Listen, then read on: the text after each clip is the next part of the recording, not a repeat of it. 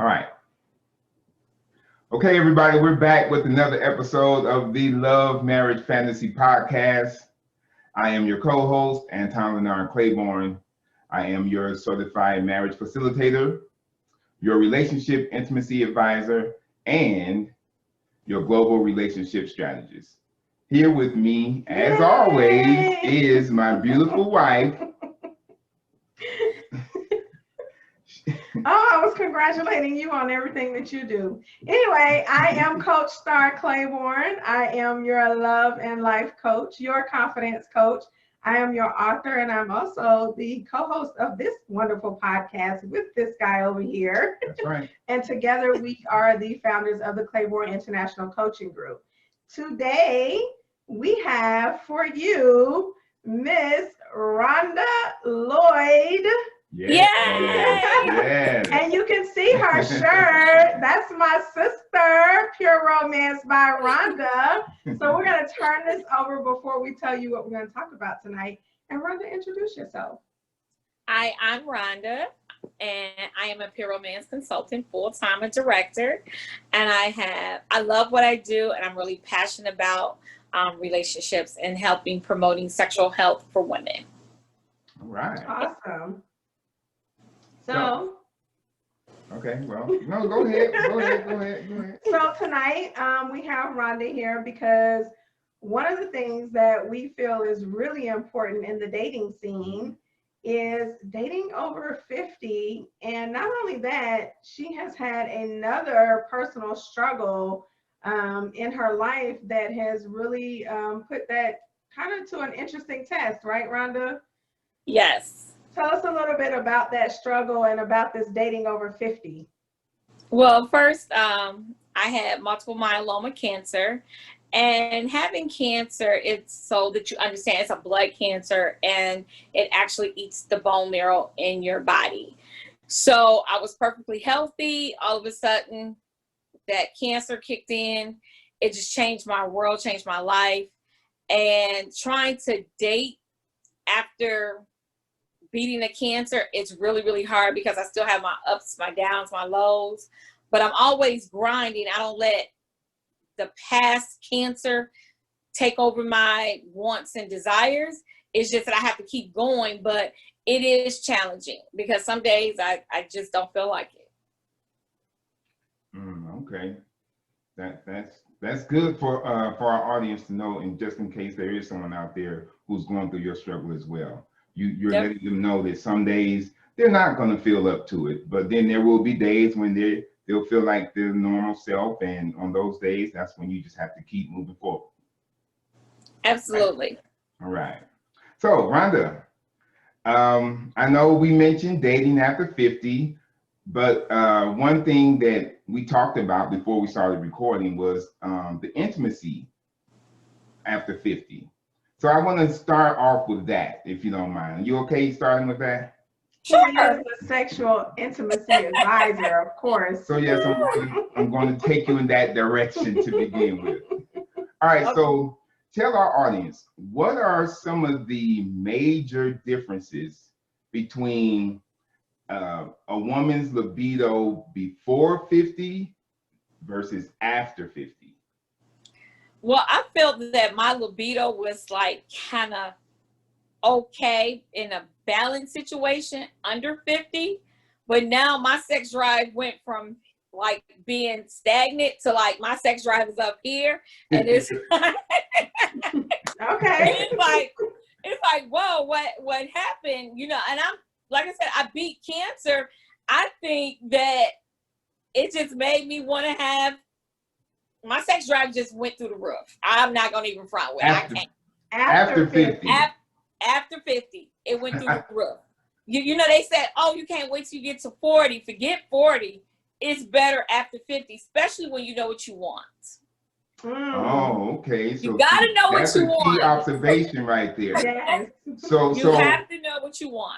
All right. So will you elaborate on that a little bit, because you're saying what I think she's saying, everybody, is before 50, as a woman, you have your sex drive and you're getting pleasure, but it's nothing compared to after 50 when you have your sex drive, you're getting pleasure, but you also know what you want. Yeah. But also too, women have to learn their bodies. If you don't know your body, how you like to be touched, what turns you on, if you like the right side or the left side of a partner kissing you, rubbing on you, you won't know because you've never tried your own body out. So you have to know what you like that's going to arouse you to give you that pleasure. That's right. So would you say, as a tip for women who are under 50, they should take some time to practice self-pleasure? Yes, they have to practice self-pleasure, because the thing about it is, look, think about it like this. It's like you're driving a car. If somebody swirl over in your lane, you're all upset. So if the guy is rubbing you on the right side and you're like, I wish he stopped, I really like the left side. Okay. Right. It's just being honest. You're like, and then you don't want to say anything to him because you don't want to hurt his feelings. Mm-hmm. But if you know what you like and you can have that conversation with your partner or your playmate or whatever you want to call them, at least you have that conversation. Right, yeah, right. Yeah. So then you would suggest the same thing for women over 50 who haven't quite gotten comfortable with, this new phase in their life and then experiencing, new sexual things. Would you suggest that to women over 50 as well? Yes, because I have a lot of clients that's over 50 and 60 that are now like, hey, my partner can't give me what I need. Wow. And I need, because they have high sex drive. Our sex drive seems like it's going up more in our 50s and 60s than when we were in our 20s and 30s and 40s. So we're now starting to have those great sex drive, and we want more versus less. Okay. So it's all about, you got to know your body, self-pleasuring. Okay. And you had a question you wanted to ask me? No. No, you didn't. Okay.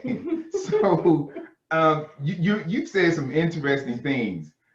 I want to ask you, what's the best way for a man to approach a confident woman like yourself who's over 50? What's the best way for a man to approach a woman like you? Just having a conversation. You can learn by, us as women, we can learn by listening, because when we're listening to what men tell us, you have to take a mental note, because you're learning, like, he don't like to go for a walk in the park. He don't like these different things. So if you're learning and paying attention, then you already know, check, this is not the person for me. Or he doesn't have any give and take in that situation. So the listening is so important for confidence. For me, it's my confidence. I'll tell you, like, no, I don't have a problem. No, it's not gonna work for me. So, because I'm gonna tell you what I want, and I'm gonna tell you what I'm not gonna do, and I'll tell you what I will put up with and what I won't put up with. Oh, so then let me ask you this question. What type of intimacy are you looking for? What type of intimacy are women over 50 looking for? Well, for me, I need you to have that intellect with my mind. Start with my mind first. Stimulate me there. If you can stimulate me there, I'm quite sure you'll be able to be capable of hopefully stimulating me every place else. But it comes with my mind first. Starts with your mind first. Mm-hmm. Okay, so I got to throw this out there. So as a man, he's going to approach you and lean over, whisper in your ear and say, I want to stimulate your mind. And so then stimulate my mind. Stimulate my mind. Because see, I'll give you an example. I remember meeting this guy, and he was a really nice guy, but we had nothing in common. He didn't know how to hold a conversation with me And I'm like, well, what is it that you like to do? You always want to drive a forklift. You don't have any ambitions to do anything. I can't call him on the telephone and be like, listen, I need to meet this $100,000 goal. What's your idea? Let me run it past you. But you whining that I'm busy all the time. You can't stimulate my mind because I'm focused on my career. I'm focused on what I have going on. So I need you to be able to understand that. So stimulate this mind that I can say, you know what? All right, well, we got time to play because you just gave me something to think about and I can relax and go back to the drawing board later. But if you can't stimulate my mind to have me thinking like, you know what? That may work. Yeah. So spontaneity and creativity are key things for a man to have. And ambition. And ambition. Ambition. Like they can't stay stagnant. Like there is no staying stagnant, period. Right. And then we gotta always be talking about something else. I go to the gym and work out. So I'm gonna need you to be like working out, trying to at least eat healthy. I don't eat healthy all the time, but I'm a lot better than what I used to be. But now I've taken my workout. That's where I go relax my mind, going to the gym, me lifting weights, me getting on a treadmill, burning them calories. That's me regaining focus for the day. So I have my game plan. That's how I do my game plan first thing in the morning. My day starts at 4 a.m. Oh, that's awesome. So would you say, for the women who are listening out there, would you say that meeting a guy in the gym is a good idea, or trying to meet a guy in the gym is a good idea? I don't know. I have a few gentlemen at the gym. They'll walk past, hey, how you doing? They give me like daps, like, girl, I see you working out, stuff like that. But I don't really pay the guys in the gym no attention, because I feel like this. You probably talk to every other female. You trying to figure out who's hot and ready. And I ain't got time to play with you because I know me. I know what my capabilities are. And I don't want to hurt your feelings by putting you over in the corner. So, but yeah. Okay. Probably going to the gym, though, instead of looking at it as a way to meet guys on that level, it's probably a way to get good friendships, maybe. Because you never know what you can learn from the guys in the gym. And then it could maybe potentially turn into something later. But I don't know about the managers. Well, I met one of the managers at the gym, and we were having a nice dialogue. I learned about his wife, his kids. I learned that he owns a t-shirt company. He's trying to build his brand, and he was trying to make some candles. So I gave him a referral to somebody else that can help him do some other things. And he was like, wow, I didn't even think. I'm like, it's all about networking. Yeah. So he was like, you got to meet my wife. And I was like, okay, no problem. But that's the thing. It's just like, I'm not going to the gym to pick up a guy. I go to the gym to work out. So that's my stress reliever and my game plan, how I'm going to navigate moving forward for the week, or just sometimes it'd be just for the day. And, but yeah, I could tell the businessmen, the men that come in at 5 o'clock in the morning at the gym, and then they go shower and leave because I'm still working out until 6:30. I could tell that they going to work because they go in, they shower, and they come out with their business clothes on. So I'm like, oh, they going to their 9 to 5. They getting it in. So I'll be like, yeah, nice candy. Okay. So did you hear that, ladies? The gym is a good place for you to meet a working man. You just have to pay attention to those guys who go in and shower after they get their workout on, and then they come out in their business suit or their business attire. Yes. You want to keep an eye out for those type of men. Nice eye candy first thing in the morning. Right. Okay. So, did you have anything? No? All right. Nothing? No. I can't believe you don't have nothing. Okay. So we're gonna wrap this up, and let's see. I will add this to the rest of the material that we have. Did you have anything else that you want to say? Yes, I do. Okay. Ladies, know your standards, because if you don't know your standards, you're going to keep getting what you keep getting. Please That is true. know your standards, because I'm just going to say this. I was talking to a gentleman and we were FaceTiming, and he lit up that cigar in his bed and it drove me crazy. I was like, if you smoking in your bed, that means your house stank, your bed stank, your comforters. That was a big turn off to me. And you have a son. So you're smoking in the house with your son. That's letting me know you don't even have respect for your child. So that was a turn off for me. I mean, I'm not knocking people who smoke or anything like that. It just don't work for me. All right. Yeah, knowing your standards is important because, you know, you and I just recently had this conversation that, you know, we're going to get what we allow.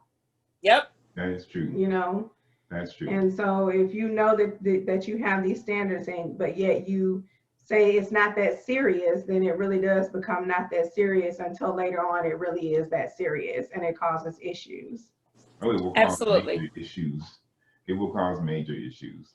All right. So, do you have any tidbits or any piece of wisdom you want to leave for the ladies? I know you said you just had one more thing, but what's something that? I would just tell them, pay attention to the signs. Don't ignore the little things like, oh, I can win him over with this. No, he's telling you in the beginning, this is how he is, and you cannot change a man. If he wants to be with you, he's going to be with you, and if he don't, he don't. When he tell you you're his friend, you are his friend. That's it. You're not in a relationship. Stop thinking that you're in a relationship. You're not. That's right. Continue dating All right. until, and do not allow him to say, oh yeah, we friends with benefits. No, we're not friends with benefits. You can go be benefits for somebody else. But if that's what you want, then that's cool. But know what you want and stop settling just to have somebody in your life. Yeah. I agree with that. As a man, I agree with that. That was some good advice. All right, so go ahead. One more thing, and tell them to stop allowing men. You don't need nobody to lay next to you every night when you single. Learn how to love yourself. That Okay. is Being alone true. That is sometimes good. by yourself is the best thing ever. Mm-hmm. That The is best good. thing ever. That is good. I think a lot of women feel like they just need someone next to them, so they put up with a lot of things, and it's not necessary. Mm-mm. That's good. I don't need them spirits in my bed. Nope, I'm good. Right. But Right. that's it. I There's promise. nothing wrong with loving yourself, being in love with yourself. Sure. All right. So, thank you for joining us, Rhonda. How can our audience reach you? They can reach me on Instagram at Creating Intimacy. They can follow me on Instagram. They can also follow me in Rhonda's Playhouse on Facebook for the ladies. It's a private group, so you just send a request, and that's how they can find me in both locations. Awesome. All right. You always do that to me. Because you're supposed to finish it up for him. Thank you, He's Rhonda. looking for his right hand. It's okay. All right, so everyone, that's another episode of the Love Marriage Fantasy Podcast. We hope we've shared something with you that will help you and make your life better. We'll talk to you next time. Have a good night. Bye. Bye. Bye-bye. Bye.